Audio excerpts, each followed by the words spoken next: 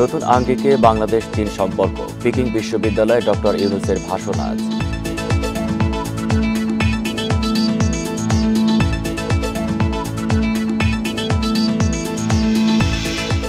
স্বাস্থ্য খাত সংস্কারে আসছে হেলথ কমিশনের সুপারিশ, থাকছে হেলথ ক্যাডারের প্রস্তাব।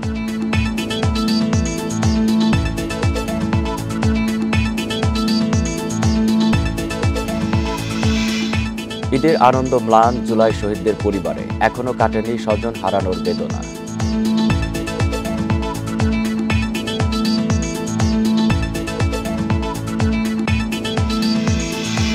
ঈদে বাড়ি ফিরছে নগরবাসী, সড়কে নেই বড় কোনো ভোগান্তি, স্বস্তি ট্রেন যাত্রায়ও।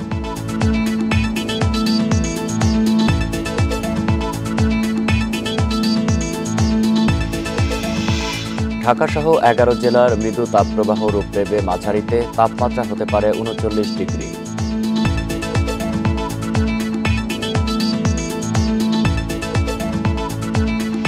এই ঈদে জামা জুতো অ্যাক্সেসরিজের ডিসকাউন্ট।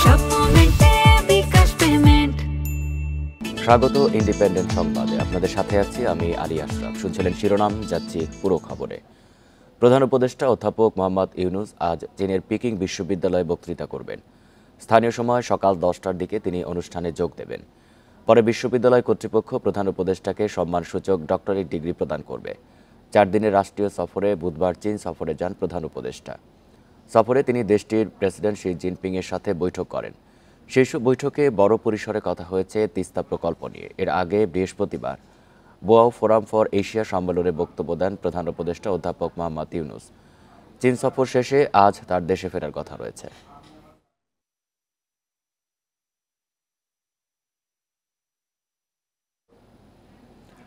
চীনা সরকার ও কোম্পানিগুলোর কাছ থেকে $2.1 বিলিয়ন বিনিয়োগ, ঋণ ও অনুদানের প্রতিশ্রুতি পেয়েছে বাংলাদেশ। প্রধান উপদেষ্টা ডেপুটি প্রেস সচিব আবুল কালাম আজাদ মজুমদার শুক্রবার এই তথ্য জানান। বাংলাদেশি কর্মকর্তারা এবং ঢাকায় নিযুক্ত চীনা রাষ্ট্রদূত ইয়াওয়েন জানান, প্রায় 30টি চীনা কোম্পানি বাংলাদেশে এক্সক্লুসিভ চায়না ইন্ডাস্ট্রিয়াল ইকোনমিক জোনে $1 বিলিয়ন বিনিয়োগের প্রতিশ্রুতি দিয়েছে। প্রধান উপদেষ্টা বাংলাদেশের উৎপাদন খাতে বিনিয়োগে চীনের বেসরকারি প্রতিষ্ঠানগুলোকে উৎসাহিত করার পর এই প্রতিশ্রুতি এসেছে। চীন মংলা বন্দর আধুনিকায়ন প্রকল্পের জন্য প্রায় $400 মিলিয়ন ঋণ দিতে চায়। এছাড়া চায়না ইন্ডাস্ট্রিয়াল ইকোনমিক জোনের উন্নয়নে $350 মিলিয়ন এবং প্রযুক্তিগত সহায়তার জন্য $150 মিলিয়ন দেওয়ার পরিকল্পনা করেছে। বাকি অর্থ অনুদান ও অন্যান্য ঋণের মাধ্যমে আসবে।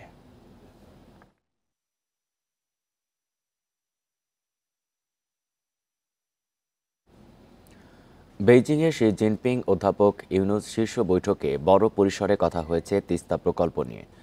পাশাপাশি গুরুত্ব পেয়েছে চীনা ঋণে সুদহার কমানো ও রোহিঙ্গা প্রত্যাবাসন প্রসঙ্গ। প্রধান উপদেষ্টার এসব আহ্বানে অন্তর্বর্তী সরকারের প্রতি পূর্ণ সমর্থন জানিয়েছেন প্রেসিডেন্ট শি জিনপিং। দিয়েছেন বাংলাদেশে বিনিয়োগে উৎসাহিতের আশ্বাসও। এছাড়া দুই দেশের মধ্যে অর্থনৈতিক ও প্রযুক্তিগত সহযোগিতার চুক্তি এবং বিভিন্ন ক্ষেত্রে 8টি সমঝোতা স্মারক স্বাক্ষর হয়েছে।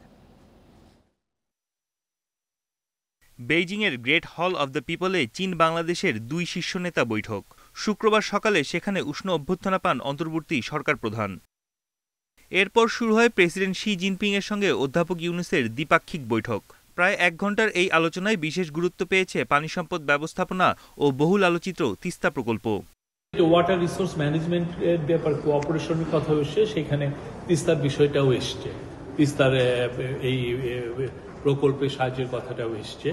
তো আমরা আশা করছি যে বাংলাদেশের সাথে চায়নার যে সম্পর্ক, এটা সামনে আরো আমরা যে একটা নতুন স্কেলে যাবে, নতুন অধ্যায় সূচিত হবে।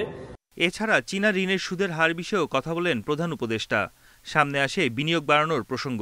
এ প্রেক্ষিতে অন্তর্বর্তী সরকারের প্রতি চীনের পূর্ণ সমর্থন রয়েছে জানিয়ে বিনিয়োগকারীদের উৎসাহিত করার আশ্বাস দেন প্রেসিডেন্ট শি জিনপিং। এই পুরো ভিজিটের একটা অন্যতম দিক ছিল যে চাইনিজ ইনভেস্টরদেরকে বাংলাদেশে ইনভাইট করা। প্রফেসর ইউনূস এটা বলছিলেন, যেখানে আপনি বোয়াও ফোরামে আপনি দেখেছেন যে কালকে উনি এটা বলেছেন, আজকে উনি এই কথাটা আবার বলেছেন মিটিংয়ে, এবং সেক্ষেত্রে প্রেসিডেন্ট শি জিনপিং বলেছেন যে ওনারা এনকারেজ করবেন চাইনিজ ইনভেস্টররা যাতে বাংলাদেশে ইনভেস্ট করে। এ সময় রোহিঙ্গার প্রত্যাবাসনেও বেইজিংয়ের জোরালো ভূমিকা চান অধ্যাপক ইউনূস। পরে প্রেস সচিব জানান, গঠনমূলক ও ফলপ্রসূ হয়েছে দুই নেতার এই শীর্ষ বৈঠক। বন ইবনে কামাল, ইন্ডিপেন্ডেন্ট নিউজ।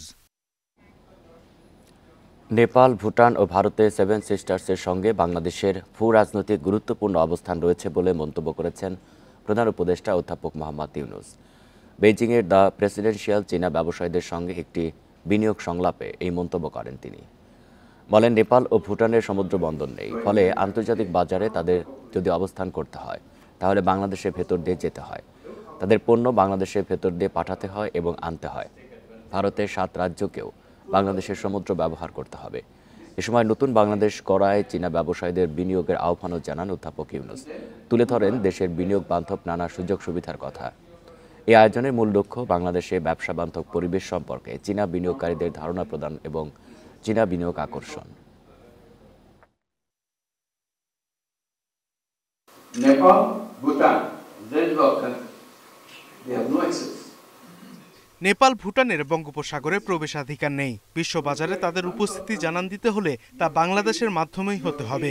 বাংলাদেশের সমুদ্রপথ ব্যবহার করে পণ্য আমদানি রপ্তানি করতে হবে। বাংলাদেশ, নেপাল, ভুটান ও ভারতের সেভেন সিস্টার মিলিয়ে নতুন একটি অর্থনৈতিক অঞ্চল তৈরি হচ্ছে। সে কারণেই তাদের ভূ রাজনৈতিক উন্নয়নে বাংলাদেশের অবস্থান অত্যন্ত গুরুত্বপূর্ণ।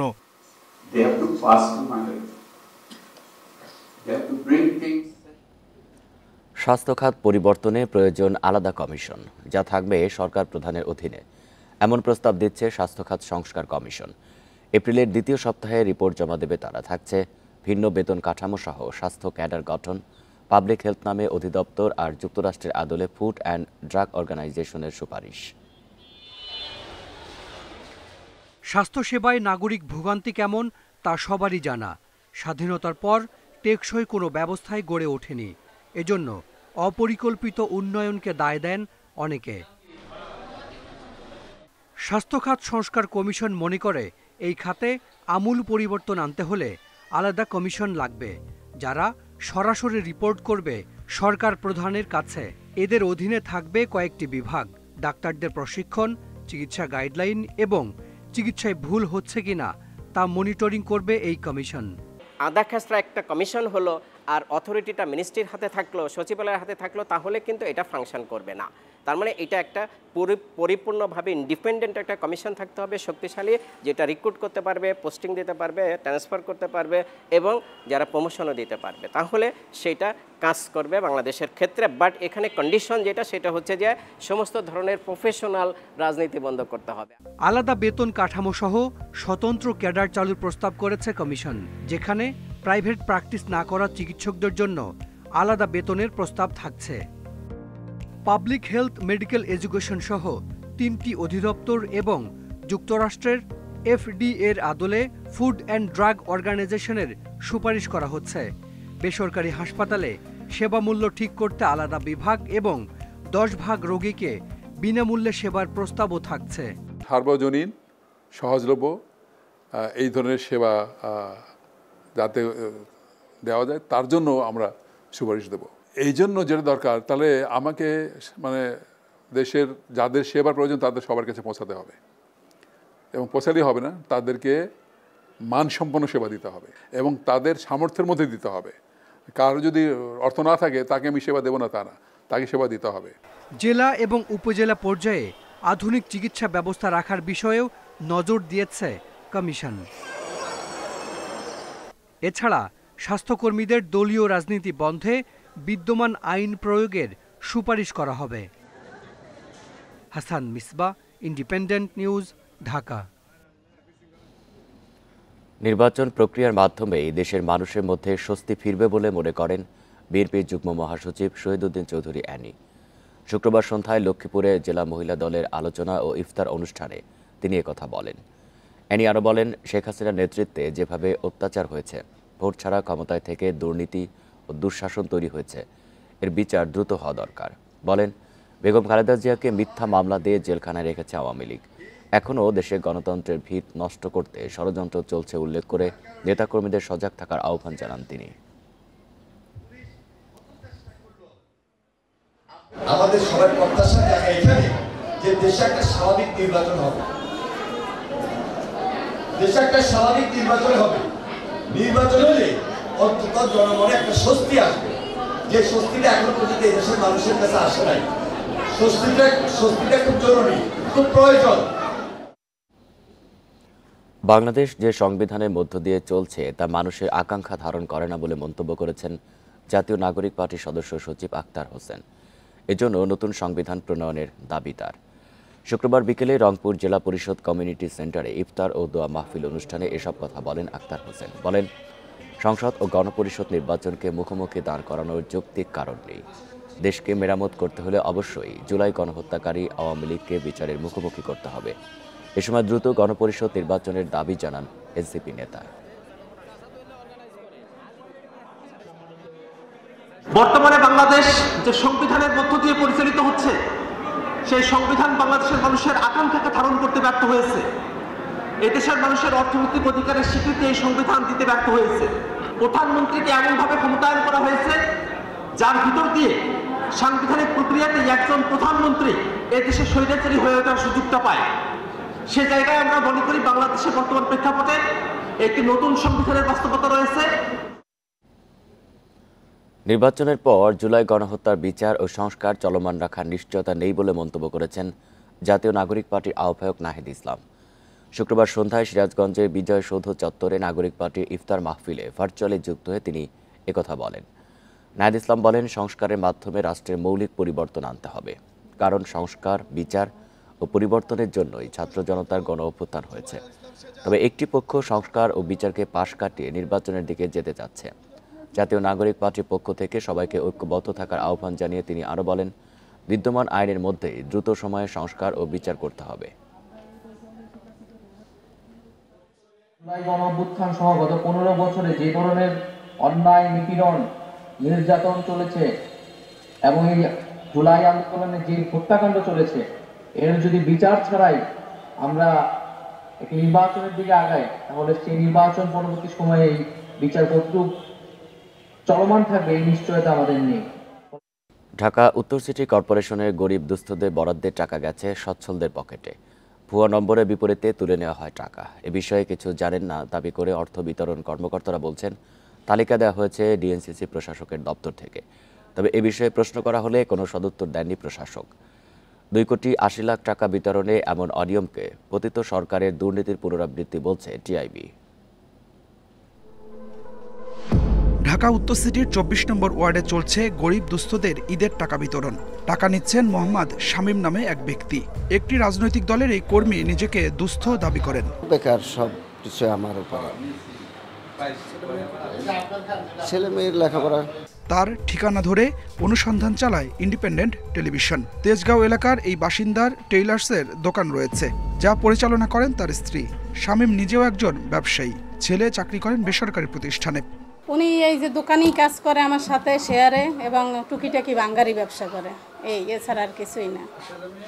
ছেলে মেয়ে, এক ছেলে 2 মেয়ে। ছেলে চাকরি করে, মেয়ে 2টা আর কি আমার কাছেই থাকে। এই ওয়ার্ডে বরাদ্দ 130 জনের। তবে তালিকার 90 নম্বর থেকে নেই কারোর জাতীয় পরিচয়পত্র নম্বর। 110 নম্বরের পর তালিকায় নেই।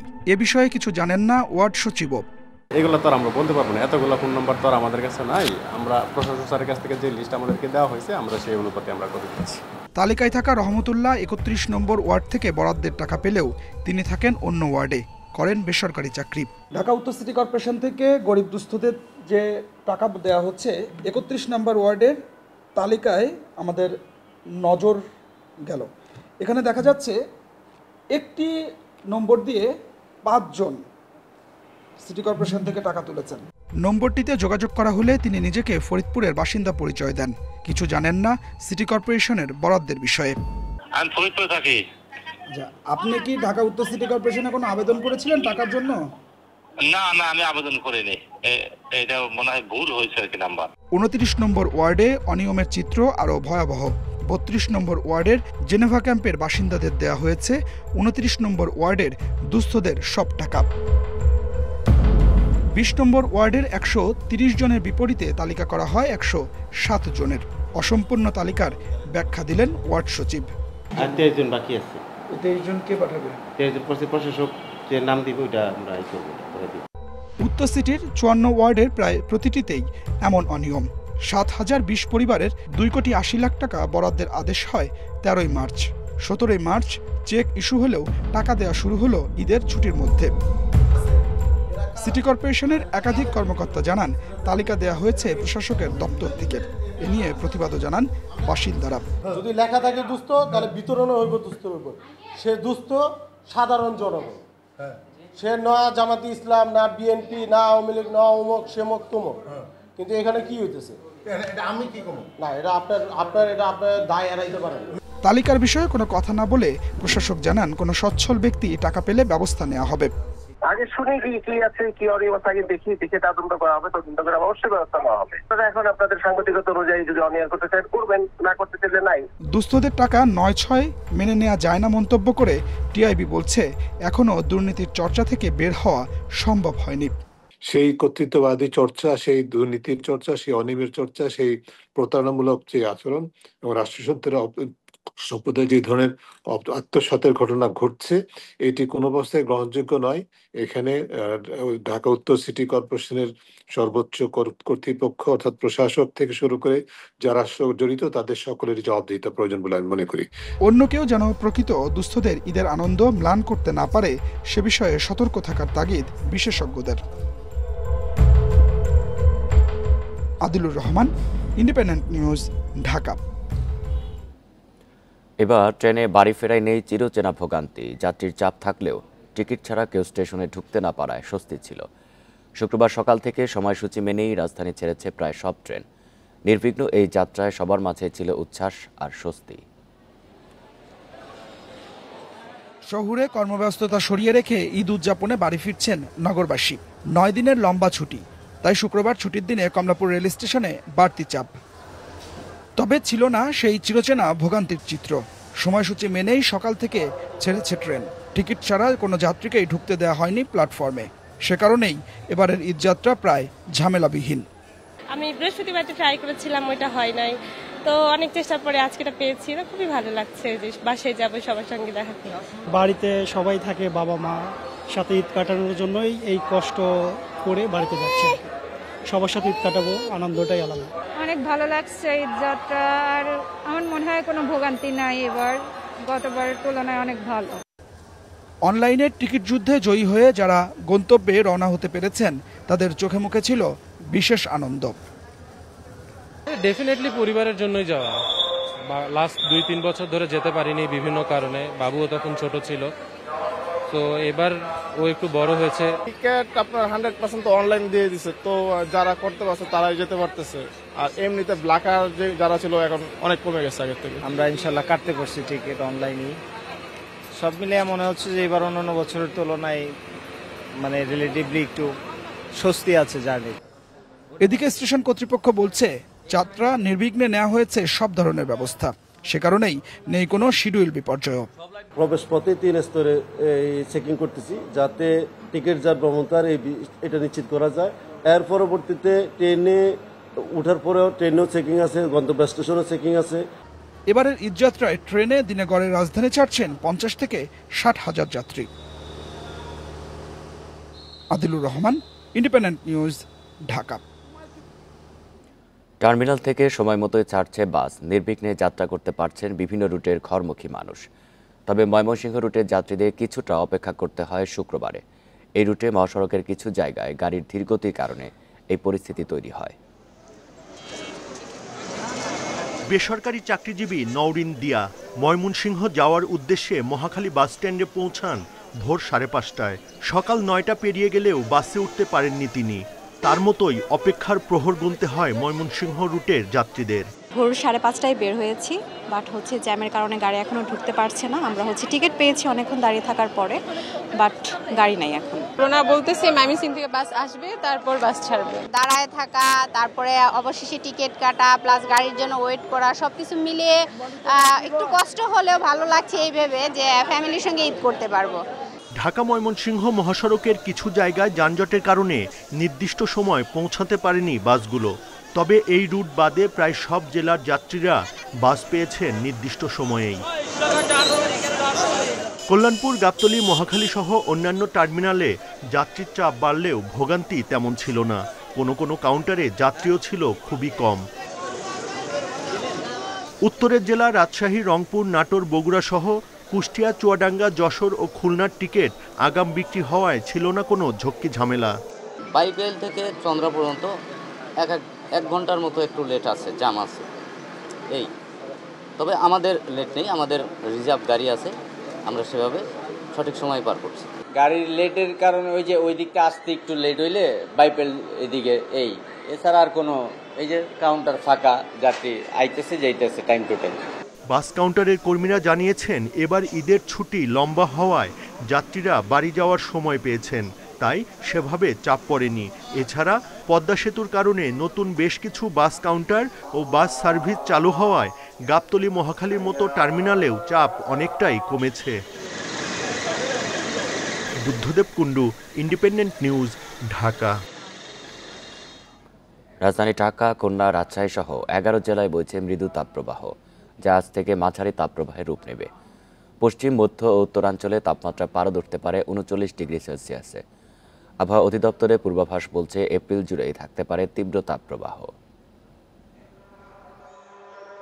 শীত শেষে প্রাকবর্ষায় প্রকৃতি নেয় রুদ্ররূপ। চৈত্রের খরতাপ শুরু হয় মার্চের শেষ থেকেই। এরই মাঝে শুক্রবার পশ্চিমের জেলা যশোর ও উত্তরের প্রবেশমুখ রাজশাহীতে তাপমাত্রা পারদ উঠেছে 37.6 ডিগ্রি সেলসিয়াস, আর রাজধানীতে 36 ডিগ্রি সেলসিয়াস। আবহাওয়া অধিদপ্তরের পূর্বাভাস বলছে যশোর, খুলনা, সাতক্ষীরা, চুয়াডাঙ্গা, রাজশাহী সহ 11 জেলায় মাঝারি তাপপ্রবাহ বয়ে যাবে আরও কয়েকদিন। এ সময় তাপমাত্রা 38 থেকে 39 ডিগ্রি সেলসিয়াস পর্যন্ত উঠতে পারে। রাজশাহী বিভাগ, খুলনা বিভাগ, সেই সাথে ঢাকা বিভাগের কিছু কিছু জায়গাতেও তাপপ্রবাহ বয়ে যেতে পারে, এবং এটা মৃদু ধরনের তাপপ্রবাহ যেটা বয়ে যাচ্ছিল সেটা এমনও হতে পারে মৃদু থেকে মাঝারি ধরনের তাপপ্রবাহ বয়ে যাওয়ার সম্ভাবনা রয়েছে। আবহাওয়া অধিদপ্তরের তথ্য বলছে এই মৌসুমে মার্চে প্রথম মৃদু তাপপ্রবাহ দেখা দেয় 13 থেকে 16 মার্চ। তখন সিরাজগঞ্জে 37.7 ডিগ্রি সেলসিয়াস তাপমাত্রা ছিল। এ মাসে দ্বিতীয় দফায় চলা তাপমাত্রার প্রভাব এপ্রিলে আরও তীব্র হবে। এপ্রিল মাস আমরা সবাই জানি যে এটা বাংলাদেশের সবচেয়ে উষ্ণতম মাস, যদিও বর্তমান সময়ে এই প্যাটার্নটা একটু চেঞ্জ হচ্ছে। এখন দেখা যাচ্ছে যে জুন মাসেও কিন্তু উষ্ণতা থাকছে। তো এখন পর্যন্ত যেরকম অবস্থা, তাতে এপ্রিলের শুরু থেকেই আমরা তাপপ্রবাহ পেতে পারি। আবহাওয়া পূর্বাভাস বলছে কালবৈশাখীর মৌসুম শুরু হলেও 31 মার্চ পর্যন্ত ঝড় বা বৃষ্টির সম্ভাবনা কম। Shahriar Anirban, Independent News, Dhaka. হবিগঞ্জে নবীগঞ্জে তুচ্ছ ঘটনাকে কেন্দ্র করে ছুরিকাঘাতে নিহত একজন। শুক্রবার রাত 9:30টার দিকে সদরঘাট গ্রামের পশ্চিমপাড়া জামে মসজিদের সামনে এই ঘটনা ঘটে। পুলিশ জানায় তারাবির নামাজের পর ঈদগাহে ঈদের জামাত নিয়ে আলোচনা করতে জড়ো হন স্থানীয়রা। এ সময় তাদের মধ্যে দেখা দেয় মতবিরোধ। অভিযোগ উঠেছে এর জেরেই মসজিদের সামনে দক্ষিণপাড়ার বাসিন্দা আব্দুল কায়ুমকে ছুরিকাঘাত করেন মুজাহিদ মিয়া। পরে কায়ুমকে নেওয়া হয় সিলেট এমএজি ওসমানী মেডিকেলে। সেখানেই তাকে মৃত ঘোষণা করেন চিকিৎসক।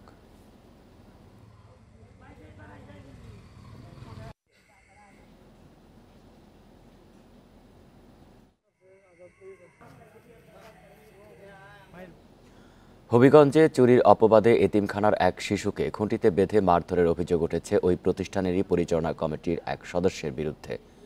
শুক্রবার শহরের রাজনগর এলাকায় নির্মাণাধীন ভবনের ছাদে ঘুড়ি ওড়াতে যায় ইসলামিয়া এতিমখানার কয়েক শিক্ষার্থী।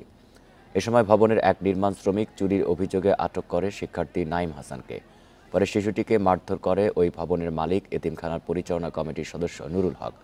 তাকে থানায় নিয়ে জিজ্ঞাসাবাদ করছে পুলিশ।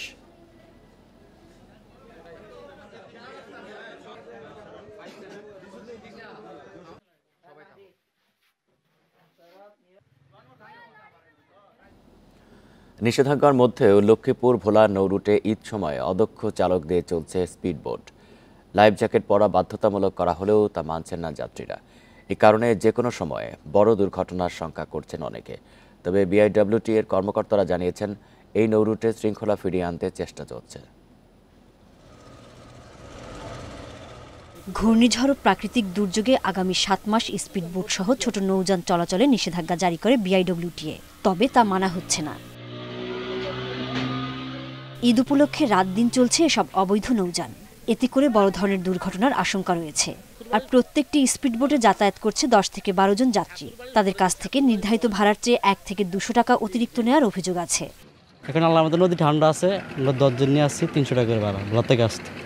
চালকরা জানান সরকারি নিয়মকানুন মেনে স্পিডবোট চালানোর চেষ্টা করছেন তারা। তবে অনেকে বলছেন রেজিস্ট্রেশন পেতে নানা ভোগান্তি ও হয়রানির কারণে অনেকেই সনদ নিতে আগ্রহী নয়।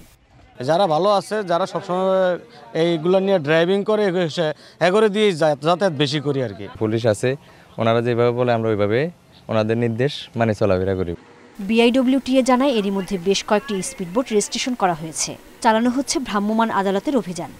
ঈদে কর্মক্ষর যাত্রীদের নির্বিঘ্নে যাতায়াতের জন্য তাদের নিরাপদ সরঞ্জামাদি, লাইফ জ্যাকেট, বয়া ইত্যাদি এগুলি যাতে স্পিডবোটগুলিতে রাখে সেটা নির্দেশনা দেওয়া হয়েছে এবং নিশ্চিত করা হচ্ছে, এই বিষয়গুলি মনিটরিং করা হচ্ছে। লক্ষ্মীপুর মজু চৌধুরীর হাট থেকে ভোলার ইলিশা নৌরুটে প্রতিদিন শতাধিক স্পিডবোট চলাচল করে, তবে রেজিস্ট্রেশন করা আছে মাত্র 5টি। Independent news. শহর থেকে গ্রাম, সব জায়গায় জমজমাট ঈদের বেচাকেনা। ফুটপাত থেকে শুরু করে মার্কেট ও বিপণী বিতানগুলোতে ভিড় ক্রেতাদের। বিক্রি বাড়ায় খুশি বিক্রেতারাও, তবে দাম নিয়ে কিছুটা অসন্তুষ্ট ক্রেতা।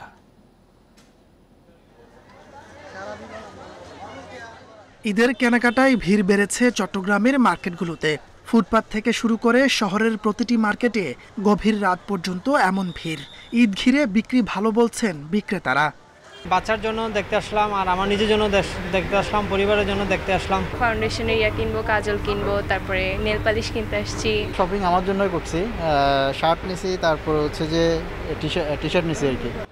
একই চিত্র সিলেট নগরীর বন্দরবাজার, জিন্দাবাজার, নয়া সড়কের প্রতিটি মার্কেটে। ক্রেতারা বলছেন বৈচিত্র্যময় পোশাক পাওয়া গেলেও দাম কিছুটা বেশি। বিক্রেতাদের দাবি উপকরণের দাম বাড়ায় পোশাকের দাম কিছুটা বেড়েছে। পছন্দসই কাপড় চোপড় আছে, দাম দর গতবারের তুলনায় একটু বেশি। ছেলেদের পোশাক যেগুলো আছে এগুলো দেশি প্রোডাক্টের উপরেই তারা ঝুঁকে নিছে, এবং দেশিগুলো আমাদের প্রোডাক্ট খুব ভালো এবং দামেও মোটামুটি সাশ্রয় আছে। জয়পুরহাটের মার্কেটগুলোতেও বেড়েছে ক্রেতা। গত বছর ভারতীয় পোশাকের আধিক্য থাকলেও এবার সেই জায়গা নিয়েছে পাকিস্তানি 3 পিস, লেহেঙ্গা সহ বিভিন্ন পোশাক। পাকিস্তানি প্যাটার্নগুলো বেশি চলতেছে, পাকিস্তানি ডিজাইনগুলো মানে কাস্টমার এসে বলতেছে পাকিস্তানি ডিজাইনের কিছু দেখা। বর্তমানে এমন অবস্থা যে পাকিস্তানি ড্রেসে একদম মার্কেট ছেয়ে গেছে, সেই জন্য সবাই এখন পাকিস্তানি ড্রেসের প্রতি ঝুঁকতেছে। অনেকগুলো জামা কাপড় কিনেছি আমি আমার ভাই বোনের জন্য, বাবা মার জন্য, সবার জন্যই কিনেছি। মৌলভীবাজারের বড় শপিং মল থেকে শুরু করে গ্রামীণ হাট বাজারের দোকান সহ সব জায়গাতেই ভিড়। পরিবার পরিজন নিয়ে সবাই কিনছেন পছন্দের পোশাক, জুতা, কসমেটিক্স। তাপস সরকার, ইন্ডিপেন্ডেন্ট নিউজ। টানা 9 দিনের ঈদের ছুটিতে সিলেটের সব হোটেল মোটেলের 80% রুম বুকিং হয়ে গেছে। পর্যটকদের আগমন ঘিরে জেলা পুলিশ ও হাইওয়ে পুলিশের সমন্বয়ে নেওয়া হয়েছে বিশেষ নিরাপত্তা ব্যবস্থা। গেল বছর 3 দফা বন্যা ও রাজনৈতিক অস্থিরতার কারণে ব্যবসায় মন্দা হলেও এবার শত কোটি টাকার ব্যবসার আশা পর্যটন সংশ্লিষ্টদের। উঁচু নিচু পাহাড়ের এমন প্রাকৃতিক দৃশ্য উপভোগ করতে প্রতি বছর ঈদ কিংবা বিভিন্ন ছুটিতে সিলেটের পর্যটন কেন্দ্রগুলো ভিড় করেন অনেকে। গেল বছর 3 দফা বন্যা হয় সিলেটে। এরপরেই দেশ জুড়ে শুরু হয় রাজনৈতিক অস্থিরতা। এমন পরিস্থিতিতে বিভিন্ন সময় বন্ধ করে দিতে হয় জাফলং, বিছানাকান্দি, রাতারগুল সহ সিলেটের অন্যান্য পর্যটন কেন্দ্র। তবে এবার ঈদে 9 দিনের ছুটিতে ঘুরে দাঁড়ানোর স্বপ্ন দেখছেন সিলেটের পর্যটন সংশ্লিষ্টরা। তাদের আশা পর্যটকদের সমাগম হলে শত কোটি টাকার ব্যবসা হবে। বন্যার কারণে লোকজন প্রচুর ক্ষতিগ্রস্ত হয়েছিল, রাজনৈতিক অস্থিতিশীলতা ছিল। যাই হোক, এগুলা কাটিয়ে আমরা এই বছর ব্যবসায়ীরা প্রচণ্ড রকমের আশা বুকের মাঝে ধারণ করেছেন। এই বছর আমরা সিলেট থেকে শত কোটি টাকার উপরে ব্যবসা করতে পারব। পর্যটকদের জন্য সব ধরনের প্রস্তুতি নিয়েছে সিলেটের হোটেল মোটেলগুলো। বুকিং হয়ে গেছে বেশিরভাগ রুম।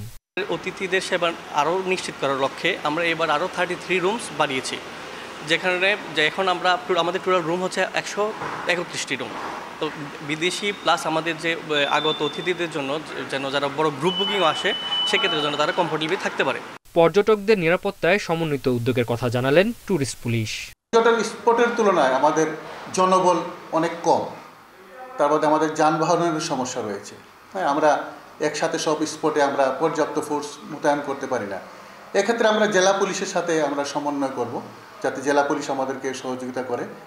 সিলেটে ছোট বড় মিলিয়ে হোটেল মোটেল রিসোর্টের সংখ্যা অন্তত 500।